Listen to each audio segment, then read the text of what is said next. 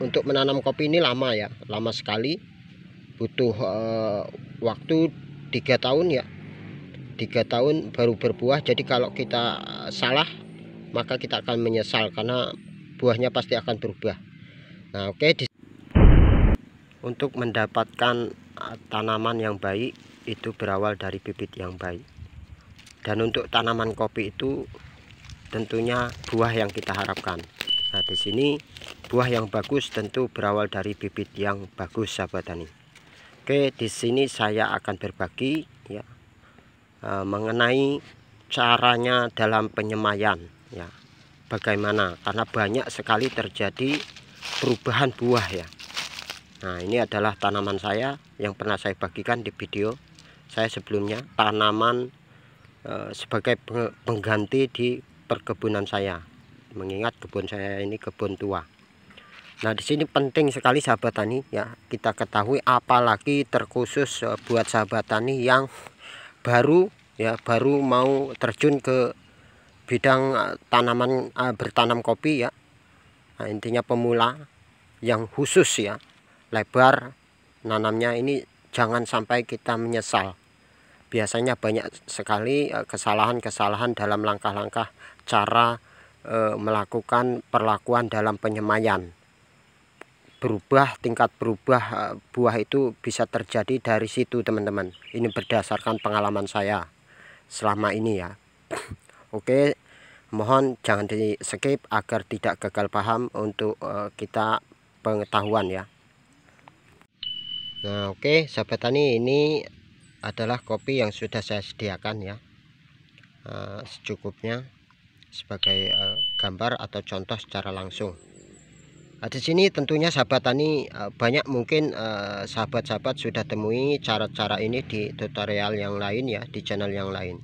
Akan tetapi apa salahnya jika menyimak dulu ya, mudah-mudahan ini bisa masuk ya, karena saya ini berbagi berdasarkan pengalaman yang saya jalani terkait saya dalam cara penyemaian, dan sudah saya buktikan sendiri ya, mana yang baik, mana yang kurang baik. Nah disinilah kunci tanaman kita, khususnya untuk buahnya ya, agar tidak berubah. Kebanyakan dalam caranya itu tidak kita ketahui, sehingganya berakibat perubahan dalam segi buah itu bisa terjadi. Nah di sini sahabat tani, untuk saya pribadi ya, untuk buah kopi ini ya sudah saya dapat pilih dari batang ya. Nah, untuk cara pemilihan itu memang ada tersendiri ya. Nanti saya akan tunjukkan bagaimana. Untuk video ini saya akan coba awali dengan perlakuannya agar itu tadi memperkecil perubahan buah. Karena untuk menanam kopi ini lama ya, lama sekali, butuh waktu 3 tahun ya, 3 tahun baru berbuah. Jadi kalau kita salah maka kita akan menyesal karena buahnya pasti akan berubah. Nah oke, di sini sahabat tani memang satu langkah pemilihan dari batang ya, satu, nanti saya akan tunjukkan, itu juga penting. Tetapi akan lebih penting jika cara ini salah. Nah di sini sahabat tani, langkah yang pertama, saya pastikan ya, untuk saya pribadi ya, saya berdasarkan yang sudah ya saya jalani, saya buktikan ya dari berbagai cara. Nah di sini yang pertama ya sahabat tani, untuk buah kopi ya, untuk buah kopi saya pilih dari batang ya, seperti ini ya. Itu saya pastikan bijinya sempurna 2 biji, sempurna, tidak kecil sebelah, tidak juga nonoran ya, bolong-bolong, yang artinya sempurna, masaknya sempurna, matangnya itu sempurna. Nah ini langkah yang pertama, sempurna bijinya 2, tidak kecil sebelah ya, tidak juga bolong-bolong ya, dan sempurna matangnya, satu ya.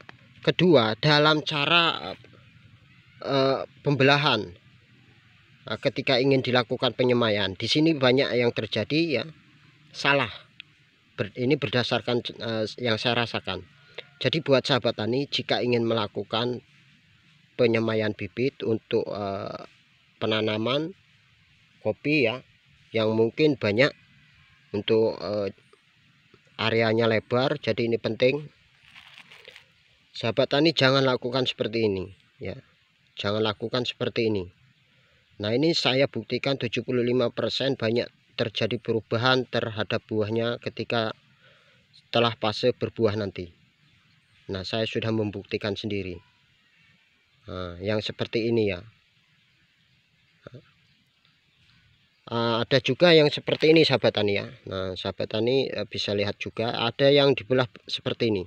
Dan saya pun pernah menjalani ini ya. Nah, dibelah tapi berbeda sama yang tadi ya, sama yang ini ya. Nah,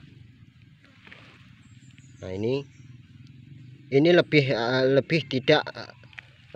tidak besar perubahannya dibandingkan seperti ini. Nah, masih agak mending bagus seperti ini. Tetapi untuk saya pribadi yang lebih bagus saya rasakan ya, sangat kecil perubahan buahnya ketika sudah berbuah. Itu bukan ini ya, bukan juga seperti ini.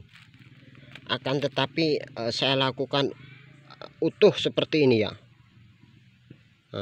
Utuh, tidak saya rusak, tidak saya ganggu, tidak saya belah-belah ya.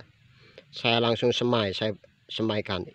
Ini berdasarkan pengalaman saya ya, yang tanpa saya sadari waktu ketika saya sudah malas lah, waktu itu malas saya belah-belah seperti ini ya, karena sudah saking banyaknya ya. Jadi saya tabur saja seperti ini. Ketika saya tanam dulu ya, saya tanam setelah berbuah, ini saya perhatikan, saya rasakan bagus yang seperti ini ya.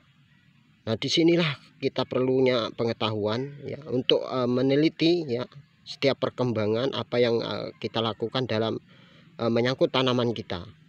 Nah, ini pengalaman saya sahabat tani. Pengalaman itu berharga, karena dari pengalaman yang kita jalani itu timbullah pembelajaran. Jadi pengetahuan itu akan kita dapatkan berdasarkan dari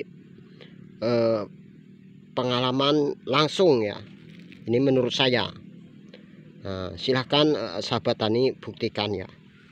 Pasti kalau sahabat tani mau teliti ya, seandainya kata sahabat tani bisa dibedakan ya, mana yang seperti ini ya.